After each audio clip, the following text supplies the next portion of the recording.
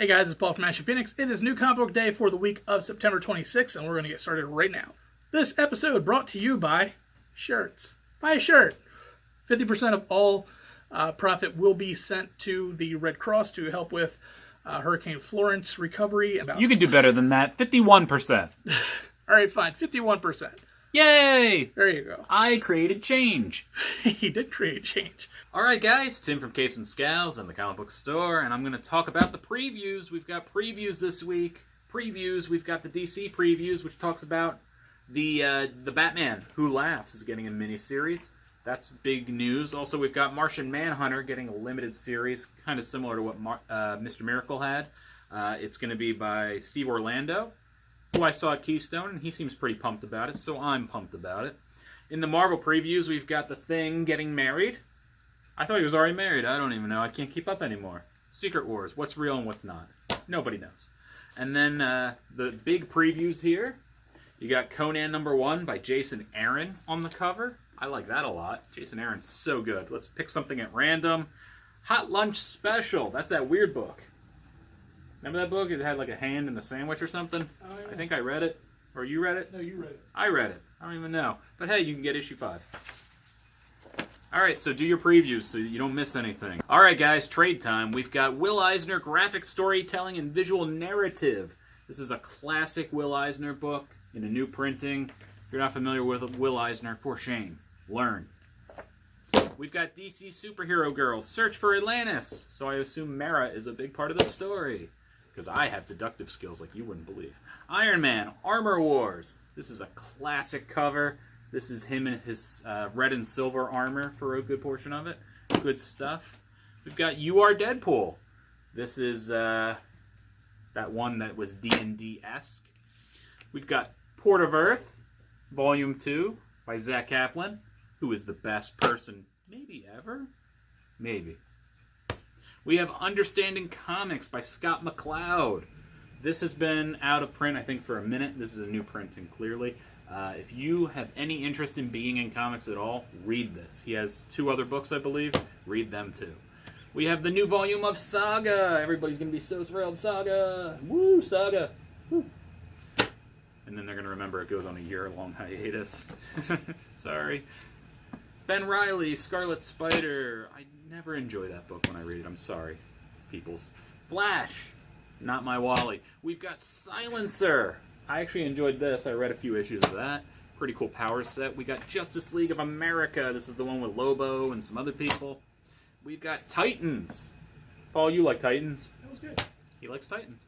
Medieval Spawn Witchblade. I reviewed issue 1. I really enjoyed it. It's a different take on those characters. Not just because they're medieval. It's just a cool idea. Titans. This is a pretty cool Titans story. I forget what year this is from, but that was a good story, so read it. Exo Manowar, still going strong. This is volume 5. The re-releases of Nightfall. Now we're going into the re-releases of Night Quest. That'll probably be 2 volumes on that. The Search and the Crusade, and I don't know. Infidel. This apparently is one of the greatest horror things to come out in a very long time. So if you're into that, by all means. We have Super Sons Volume 3. Still going strong-ish, I guess. Wasn't it canceled and it's back, and I can't even keep up with it anymore. There's 12 issue maxi. Yeah, whatever. We've got Cyber Force, kind of folding in a little more to the Top Cow universe. We've got Green Monk. I have no idea what this is, but I flipped through it, and it looks awesome. And finally, because I'm running out of breath here, all these trades. It's a big week, people. We got Usagi Yojimbo Teenage Mutant Ninja Turtles. Who doesn't love Usagi Yojimbo? Nobody. This book's great. It's a mix of color and black and white. So that's the trades. First up, we have Witchblade, issue number 8. I love this series. It has been a fantastic one. It's really good to see, actually, the Witchblade, because it was such a slow burn to get to what the character looks like in this iteration. So it's always nice to see her now. Like, every time you kind of get a little giddy. But this is a very backstory heavy on finding out finally where Johnny's been, because he was supposed to be dead, and he's finally back, and we finally understand where it's coming from, and now we're getting a better understanding of at least some of the big bad and how far-reaching they are. It's a great issue. This is definitely something you should be checking out. It's definitely one of my favorite Top Cow books. These girls do an amazing job. So yeah, check them out. All right, first up from me, we've got Justice League Odyssey. This is a story of an oddball Justice League team ending up in space. The story focuses on Jessica Cruz, the female Green Lantern that was newly made a Green Lantern. You know, what was it, the end of the New 52? They kind of brought her in. It's her, it's Starfire, it's Azrael, and it's Cyborg. And they're kind of thrown together, as most teams that are that oddball are. It has to do with a bunch of planets that were part of a different universe. It's DC. There's crazy multiverse stuff happening. They were hidden planets. All of a sudden, they are released and brought into our universe, multiverse. It's so confusing. And basically, it's like, oh god, why were they released? What is going on? What is the repercussions of that? Jessica Cruz is sent out to space to kind of control the perimeter of it when Cyborg and Starfire and Azrael fly right by her in Brainiac's ship. You really don't even understand why. You know that there's a sense of urgency. You understand that people are in danger and that they feel responsible for the mess they've created in space. It loosely ties in with Justice League No Justice. You do not need to read it to understand it, but maybe you would enjoy it better.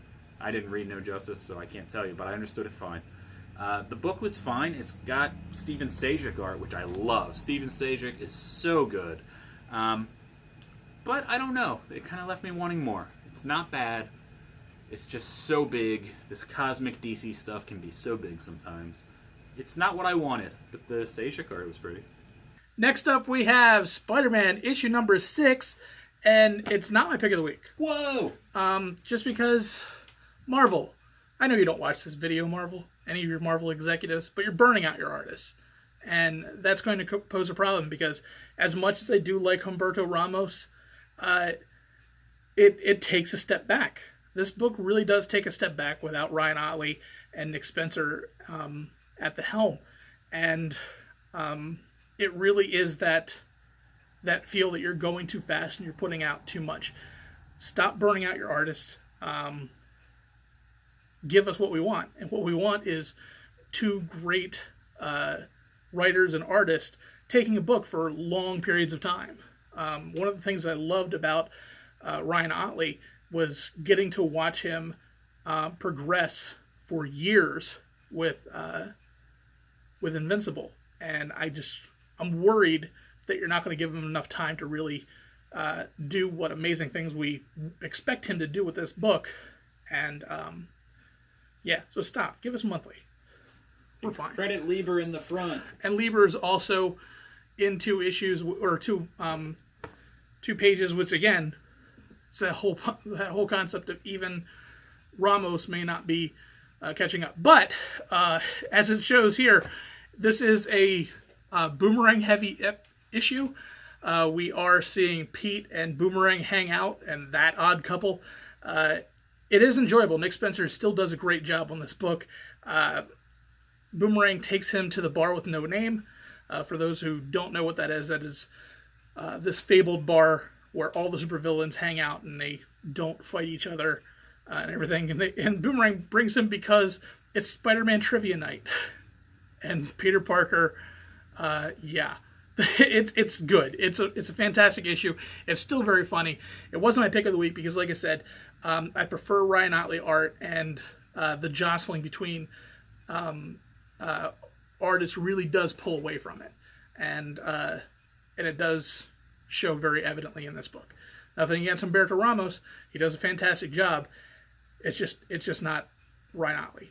Next up, and nearly my pick of the week. Nearly. So close. I was really tormented over this. Is Stranger Things, number 1. You're probably saying, well, Stranger Things has 2 seasons on Netflix. I love them both. I watched them all. What is there to tell? This is the story of Will Byers as he is trapped in the Upside Down from season 1. And it is what happened to him while he was in there. It is told from his point of view, and I really enjoyed the narration where it's kind of his inner monologue, and he's telling the story as a D&D character almost. He's comparing it to how his character would react to the situation. Because remember, he's just a kid, and he's scared out of his mind because he's in this terrible, horrific situation. And he kind of tries to come up with a plan to survive in the Upside Down. If you like Stranger Things, you will love this. It is great. The art's pretty good, and it just has a really cool feel to it, and it feels like you're actually gaining something from the property as opposed to them just cashing in on it. So, if you like Stranger Things, you will probably enjoy this. And what is my pick of the week? It is Heroes in Crisis, issue number 1. This may be one of the most beautifully drawn books I have seen in a long time, and Clayman isn't even big on my radar as far as like my favorite artists, but after this book, he probably is now. This is an amazing series, and I can't wait to see where this goes. Basically, we are dealing with an area called the Sanctuary, which is basically where superheroes go when they've seen too much and they've done too much, and it's their kind of as a therapy, as kind of like a wellness program to kind of get better. Well, one of those characters has gone off the deep end and killed everyone at the Sanctuary, including some large characters. Not like I mean, there's plenty of D-list characters dead strewn throughout here, but there are at least two very notable A-list characters that are dead in this book, and I don't know how they're going to fix that. So it is going to be focused on Booster Gold and Harley, and the interactions between those two are just spectacular. And I'm not even a Harley fan by any stretch of the imagination. I loved her in this book, and Booster Gold has been growing on me since The Gift in Batman, and this is just a great issue. This is definitely something you should pick up. I think this is going to be a very special series, and it's probably going to be my pick of the week every time this book comes out, because it's that good. You should pick it up. Alright, it's time for my pick of the week. I'm going to try to explain this without giving away some of the big reveals. This book is very cool, and it is Maneaters #1 from Image Comics. And the variant cover just has slightly different color and glitter on it, which I thought was pretty silly. I like that. Your basic story is it's about a little girl and her dad. Her dad is a cop, and she's just like a little girl, like 12, 13-ish. And he goes to work one day, and there has been a savage mauling. And what you find out is this universe, they're in Portland, by the way, if that matters to any of you. The basic idea of this world is there are giant cats. And the giant cats can maul people. It doesn't happen often, but when a mauling occurs, there's a special task force called SCAT. I forget what it stands for, but SCAT. And they come in and they try to deal with it. It has a really cool reveal I don't want to spoil here, but just when you think you understand what's going on, something crazy will happen, and this is just so much fun. God, I don't even know what to say without spoiling it, so I won't. Just come read this. This book is great. I really enjoyed it. Paul, read it. Read it, Paul. Okay. Because the reveal isn't what you think, and then once you know it, you're like, oh my god, I need more.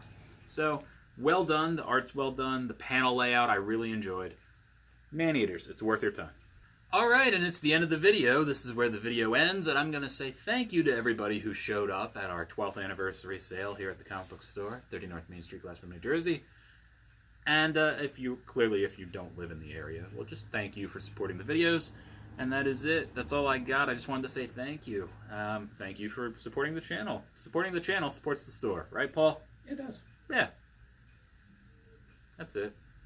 I can't be funny all the time. Greedy bastards.